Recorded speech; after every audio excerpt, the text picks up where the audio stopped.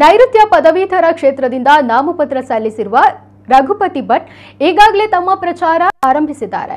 ಕರಾವಳಿಯನ್ನು ಕಡೆಗಣಿಸಿದ್ದಾರೆ ಎಂದು ಅಸಮಾಧಾನದಿಂದ ಸ್ಪರ್ಧೆಗೆ ಇಳಿದಿದ್ದಾಗಿ ಅವರು ಹೇಳಿಕೊಂಡಿದ್ದಾರೆ. ನನ್ನ ಸ್ಪರ್ಧೆ ಪಕ್ಷದ ವಿರುದ್ಧ ಅಲ್ಲ ಅಂತಾನೂ ಸ್ಪಷ್ಟಪಡಿಸಿ ಚುನಾವಣಾ ಕಣಕ್ಕೆ ಧುಮುಕಿದ್ದಾರೆ. ಬಿಜೆಪಿ ಹಲವು ನಾಯಕರು ಅವರ ಮನವೊಲಿಸುವ ಪ್ರಯತ್ನ ನಡೆಸಿದ್ದರೂ ರಘುಪತಿ ಭಟ್ ತಮ್ಮ ನಿರ್ಧಾರದಿಂದ ಹಿಂದೆ ಸರಿದಿಲ್ಲ. 2 ದಿನಗಳ ಹಿಂದೆ ರಘುಪತಿ ಭಟ್ ಅವರಿಗೆ ಶಿವಮೊಗ್ಗ ಲೋಕಸಭಾ ಕ್ಷೇತ್ರದಿಂದ ಬಿಜೆಪಿಗೆ ಬಂಡಾಯ ಘೋಷಿಸಿದ್ದ ಕೆಎಸ್ ಈಶ್ವರಪ್ಪ ಕೂಡ ಬೆಂಬಲ ಸೂಚಿಸಿದರು. ಇಷ್ಟೆಲ್ಲ ಬೆಳವಣಿಗೆ ಬಳಿಕ ಇದೀಗ ಎಚ್ಚೆತ್ತುಕೊಂಡ ಬಿಜೆಪಿ ಶಿಸ್ತು ಸಮಿತಿ ರಘುಪತಿ ಭಟ್ ಅವರಿಗೆ ನೋಟಿಸು ಜಾರಿ ಮಾಡಿ ರವಾನಿಸಿದೆ. ಪಕ್ಷದ ಅಭ್ಯರ್ಥಿಯ ವಿರುದ್ಧ ಬಂಡಾಯದಿಂದ ಹಿಂದೆ ಸರಿಯಬೇಕು ಎಂದು ಪರೋಕ್ಷವಾಗಿ ಎಚ್ಚರಿಕೆ ಕೂಡ ನೀಡಿದೆ. ತಮ್ಮ ಸ್ಪರ್ಧೆಯ ವಿಚಾರವಾಗಿ 2 ದಿನಗಳ ಒಳಗಾಗಿ ಸ್ಪಷ್ಟೀಕರಣ ನೀಡಿ ಅಂತ ಸೂಚನೆ ನೀಡಿದೆ.